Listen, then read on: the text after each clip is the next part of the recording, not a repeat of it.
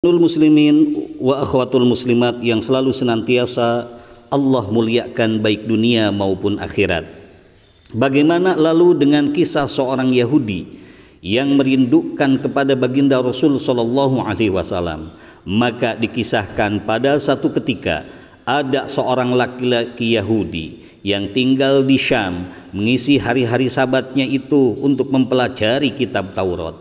Namun ia menemukan di dalam Taurat tersebut ada ayat-ayat yang menyebutkan tentang sifat dan keadaan Nabi Muhammad sallallahu alaihi wasallam, nabi yang diramalkan akan turun sebagai penutup para nabi-nabi sebanyak 4 halaman.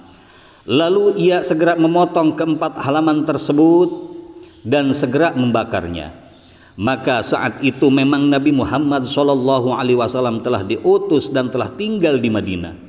Sementara itu, beberapa orang pemuka pendeta dari Yahudi melakukan indoktrinasi kepada jemaahnya bahwasanya Nabi Muhammad SAW adalah seorang pendusta.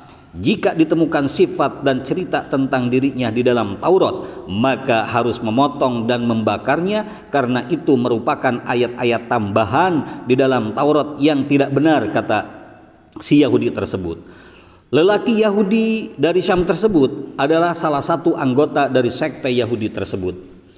Ikhwan, pada hari Sabtu berikutnya, si laki-laki Yahudi itu juga mengisi hari-hari sabatnya dengan melakukan kajian terhadap Taurat. Dan ia menemukan 8 halaman yang menyebutkan tentang keadaan dan sifat-sifat Nabi Muhammad SAW. Seperti kejadian sebelumnya, ia lantas memotong ke-8 halaman tersebut dan lalu membakarnya. Maka pada hari Sabat berikutnya lagi, ia masih melakukan kajian terhadap Taurat dan kali ini ia menemukan hal yang sama, bahkan ditambah dengan cerita tentang beberapa sahabat di sekitar beliau. Dan ia menemukan dalam 12 halaman. Ini jauh lebih banyak daripada halaman-halaman di sahabat-sahabat sebelumnya. Kali ini ia tidak langsung memotongnya, akan tetapi ia berpikir dan berkata di dalam hatinya, jika aku selalu memotong bagian seperti ini, bisa-bisa saja Taurat ini seluruhnya akan menyebutkan tentang sifat-sifat dan keadaan Muhammad.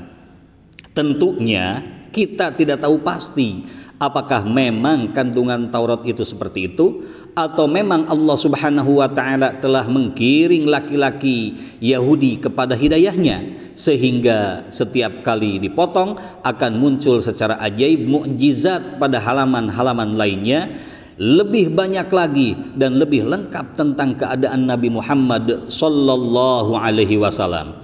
Tetapi 3 kali pengalaman kejadiannya atau kajiannya tersebut telah memunculkan rasa penasaran dan keinginannya yang sangat besar kepada Nabi Muhammad sallallahu alaihi wasallam. Bahkan dengan 3 kali kajiannya tersebut seakan-akan sifat dan keadaan beliau telah lekat di dalam kepalanya dan seperti mengenal beliau sangat akrab. Lalu ia datang kepada kawan-kawan Yahudinya dan berkata, "Siapakah Muhammad ini?" "Ia seorang pembohong besar," katanya, "yang tinggal di Madinah." Kata salah seorang temannya, "Lebih baik engkau tidak melihatnya dan dia tidak perlu melihat engkau." Tetapi laki-laki Yahudi tersebut yang telah melihat dengan ilmu yakin tentang keadaan Nabi Muhammad ini tampaknya tidak mudah begitu saja dipengaruhi teman-temannya itu. Seakan-akan ada kekangenan, kerinduan yang menggumpal kepada sosok Muhammad yang belum pernah dikenal dan ditemuinya itu. Kerinduan yang muncul sehingga menimbulkan kegelisahan yang tidak akan bisa hilang kecuali bertemu langsung dengan sosok imajinasi di dalam pikirannya tersebut. Ia berkata dengan tegas, "Demi kebenaran Tauratnya Musa, janganlah kalian menghalangi aku untuk mengunjungi Muhammad." Dengan tekadnya yang begitu kuat, teman-temannya itu tidak mampu lagi menghalangi langkahnya untuk bertemu dengan Nabi Muhammad di Madinah. Lantas lelaki Yahudi ini mempersiapkan kendaraan dan perbekalannya di dalam untuk melangsungkan perjumpaannya dengan Rasulullah, yaitu untuk memacunya menunggangi atau mengarungi padang pasir tanpa menunda-menunda lagi. Maka beberapa hari berjalan, siang dan malam terus berjalan, sehingga akhirnya ia memasuki kota Madinah. Orang pertama yang bertemu dengannya adalah sahabat Salman Al-Farisi. Karena Salman berwajah tampan dan mirip gambaran dengan yang diperolehnya di dalam Taurat, ia berkata, "Wahai, apakah engkau Muhammad?" Salman Al-Farisi pun tidak segera menjawab, bahkan segera saja ia menangis mendapat pertanyaan tersebut, sehingga membuat lelaki Yahudi ini terheran-heran. Kemudian Salman berkata, "Saya adalah pesuruhnya." Memang hari itu telah 3 hari Nabi Muhammad SAW wafat, dan jenazah beliau baru saja dimakamkan kemarin malamnya, sehingga pertanyaan seperti itu mengingatkannya kepada beliau dan membuat Salman menangis. Kemudian laki-laki Yahudi itu bertanya lagi, "Di manakah Muhammad?" Salman berpikir cepat. Kalau ia berkata jujur bahwa Nabi Muhammad telah wafat, mungkin laki-laki ini akan pulang. Tetapi kalau ia berkata masih hidup, maka ia berbohong. Sehingga Salman pun berkata, "Marilah aku antar engkau kepada sahabat-sahabat beliau." Salman membawa laki-laki Yahudi tersebut ke masjid. Di sana para sahabat tengah berkumpul dalam keadaan sedih. Ketika tiba di pintu masjid, laki-laki Yahudi ini berseru agak keras, "Assalamu alayka ya Muhammad," kata si laki-laki Yahudi tersebut. Ia mengira Nabi Muhammad SAW ada di antara kumpulan para sahabat-sahabat tersebut, tetapi sekali lagi ia melihat reaksi yang mengherankan. Beberapa orang pecah tangisnya, beberapa lainnya makin sesegukan, dan kesedihan makin meliputi wajah-wajah mereka. Salah seorang sahabat berkata, "Wahai orang asing, siapakah engkau ini? Sungguh engkau telah memperbaharui luka hati kami. Apakah kamu belum tahu bahwa beliau telah wafat 3 hari yang lalu?" Seketika laki-laki Yahudi tersebut berteriak penuh kesedihan, "Betapa sedih hariku, betapa sia-sia perjalananku. Aduhai, andai saja ibuku tidak pernah melahirkanku, andaikan saja aku tidak pernah membaca Taurat dan mengkajinya, andai saja di dalam membaca dan mengkaji Taurat aku tidak pernah menemukan ayat-ayat tentang menyebutkan sifat-sifat dan keadaannya, andai saja aku bertemu dengannya setelah aku menemukan ayat-ayat Taurat tersebut, tentu tidak akan sesedih ini keadaanku." Laki-laki Yahudi tersebut menangis terseduh-seduh, tenggelam di dalam kesedihannya sendiri. Seakan teringat selalu, tiba-tiba ia berkata, "Apakah Ali berada di sini sehingga ia bisa menyebutkan sifat-sifatnya kepadaku?" "Ada," kata Ali bin Abi Thalib sambil mendekat kepada laki-laki Yahudi tersebut. "Aku menemukan namamu di dalam kitab Taurat bersama Muhammad.